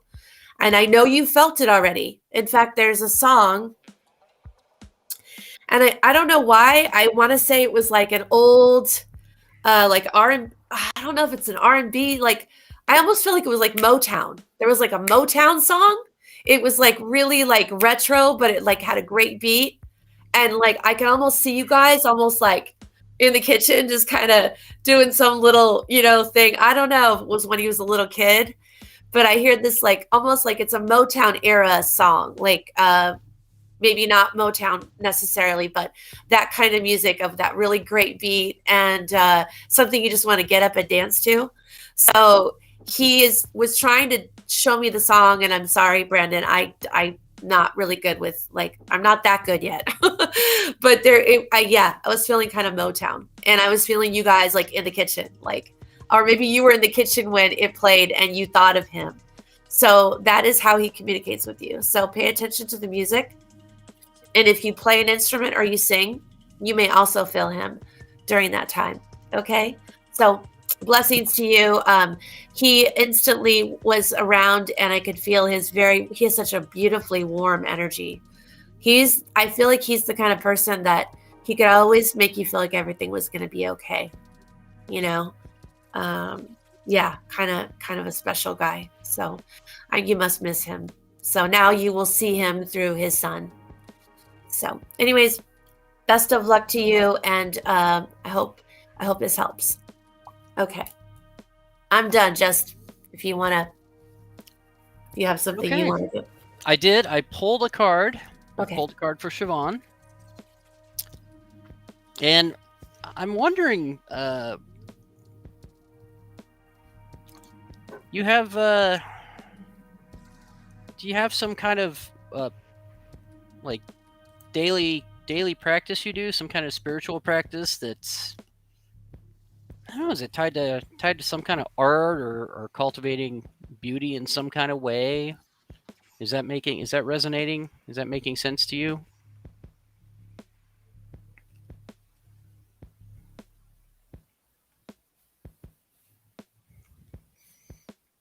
Conchetta, you're so welcome. Okay. My heart goes out to you.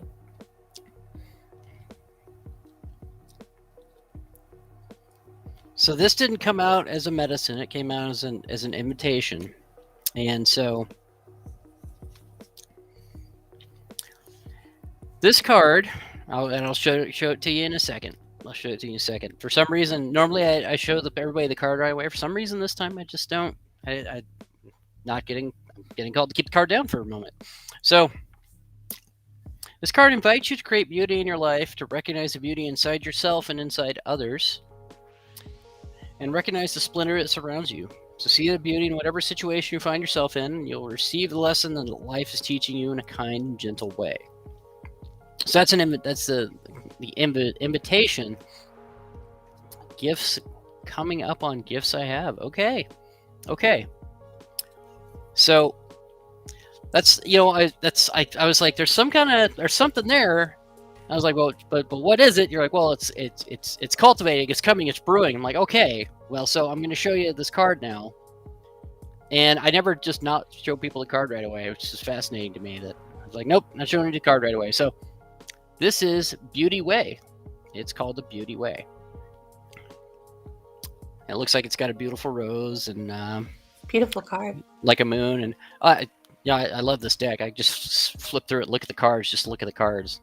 Really a wonderful deck. I enjoy it. So the Beauty Way is a path that you travel on in a daily practice. The path where you choose to perceive only beauty before you, behind you, and all around you as you journey through life. Practice is where you take action to bring beauty to every situation you're in. When things get ugly, you act to bring integrity and peace to the difficult encounter. When everyone else perceives only darkness, you point out the light and help uncover the hidden treasures. So it really resonated with me to read that card for you, and I thought it was interesting that I didn't want to show it to you right away. So as things start coming up for you, you can feel like you're kind of like going crazy. Like, we get that Cartesian thinking mind that gets in the middle and starts to gum up the works and really make things difficult for us. And embrace the fun, the joy. There's a beauty to be seen in it. And I think that what we're reading here is like, as these gifts and these things start to change for you, like really take note of that. Really enjoy yourself and enjoy all the joy and shininess that comes out of it. Definitely. Yeah. Spiritual awakening can be very turbulent and very scary. And I experienced that firsthand. But, hopefully you'll have a great guide like I did that's probably still on this live. And you'll have, somebody that can mentor you and help you along, because that really helps when you feel frustrated. And I remember when I first started, dealing with spirits coming around and asking my teachers if they could please block it, because that's not what I signed up for. Hold on, I'm sorry. I didn't sign up for this. I wanted to be a hands-on healer and go, oh, I'm healing you and you're healed. You're welcome. Have a great day. And that's not the way it happened. So for each one of us, Justin mentioned earlier, we all have the ability to heal and to help others, but it manifests in differently in each one of us. So whereas Justin is really good with what he does in his form, I could never do. I mean, I don't want to say I could never, but like shamanism and all of this stuff and this mystical earth and that's really, I don't know. I don't relate to that. But like ghosts, on the other hand, are happy to come visit me. And it got to be such an issue that we had to set some clear boundaries about when they could come through and when they can't come through. And then other people, like our teacher, Caroline, is a healer and an intuitive, and she's amazing with cards. So everybody has their, their gift, and your job as you spiritually awaken is to figure out what that gift is. Some of us sing. Some of us heal through singing. Can you believe it? Like literally someone talking or singing can heal. So it's just up to you to figure out where your gift lies. And there's an Amazon tribe, the Shipibo, that are world famous for their practice with ayahuasca, and you can go out on Spotify and download all their healing songs. What a wonderful time we live in. Wow. So Siobhan, music alters your state, and I'd recommend you go on like YouTube, or if you've got like a Spotify or some kind of provider, and look up shamanic drumming. And the next time you're looking at those faces and animals and pictures, just put on some music, put on some of that drumming, and just let it kind of take over and change that state, and look at it, and don't sit there and try to figure it out, noodle yourself around, get your thinking mind out of it, and see what comes through for you. Yeah. And don't try to argue with it right away. Yeah. I know that's the hard part, right? So see if that helps you out. I'm trying to show a comment and I can't do it. I want to show Caroline's comment. Spirit had other ideas for me, and it's so true. And so, there's that old saying, we make plans and God laughs. So yeah, you're going to make a plan, and there's never been a better time to ascend into your spirituality and discover your gifts than now. This is an incredible period of what we call downloading, and we are downloading all these gifts. And so if you didn't already have it, you may get it now. You might have never even felt a draw towards this, and suddenly in the last couple of years, you find yourself being curious. Yeah. See, how come it says pinned messages, but like, I don't know, Justin, I had it down so well, and then now I can't do it. Isn't that weird? Like I'm trying to highlight it and it's not working. Oh, there it is. Did you do it? Did you do it or did I do it? No, I don't have permission Oh, to yeah, do it's anything. just a delay. Okay. So yeah, if you guys are trying to find your spiritual gift, be patient with yourself. Know that it might get a little rocky and turbulent, but it's going to be well worth it. So, Justin, are you ready to go over our list of what we formulated with everyone's help here tonight? I am. Yeah? Okay.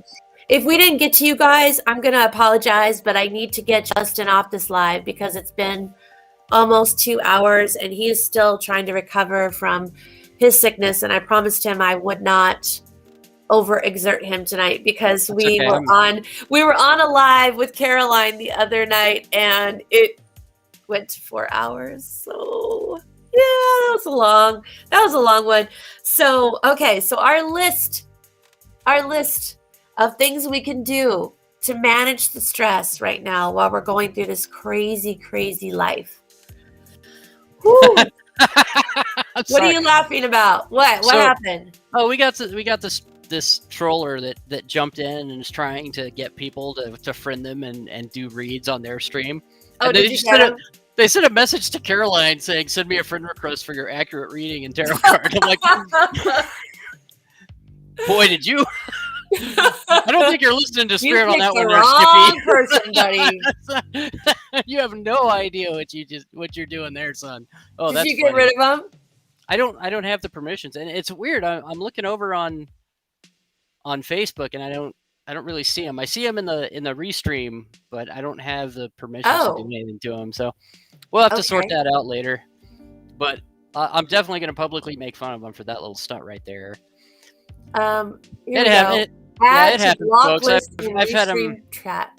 Yeah, I've had him jump in, and I had some lady from like Kenya or something. Oh, Spirit's telling me to blah blah blah, and we're like, oh yeah, well, Spirit is telling me that you should stick to your own streams. Like I totally had fun with him.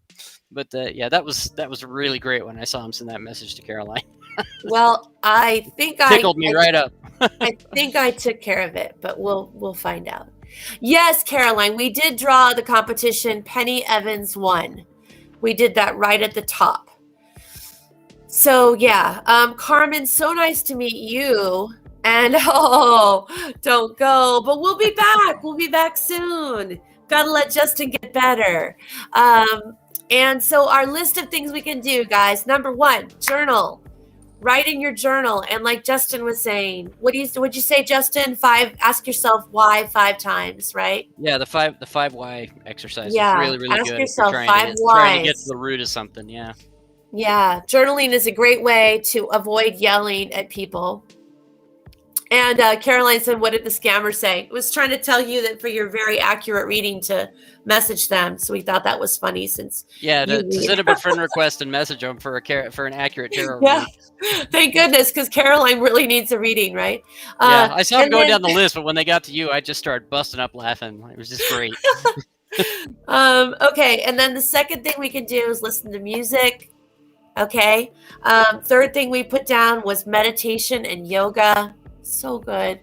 Meditation is so good. Even if you're that person that's like, I'm a person that can't meditate. I meditate the best when I'm walking in nature. For whatever reason, me walking in nature equals my best state of meditation. So just because, everybody's like doing this, during their you see that picture of people going and everything. It doesn't work for everybody. Okay. And the last thing is exercise. Exercise and walking is what we listed. But I'm going to add one more thing, you guys. Please drink a lot of water. Water is a psychic conductor. So when we drink water, which we are mostly made of, is water, we are replenishing our bodies, but we're also increasing the energy, the good energy that we're getting. And don't forget a healthy diet, okay? I know sugar, caffeine, alcohol, it's all such a part of our American diet, right? And maybe for us Aussies too, I don't know. But remember that everything in moderation, okay? Try every day to eat fresh fruits and veggies and drink lots of water, okay? And whether you're a meat eater or you're not a meat eater, try to avoid anything processed. So the less processed, the more fresh you can eat, the better. And that's where I'm going to leave it. Justin, final thoughts? Try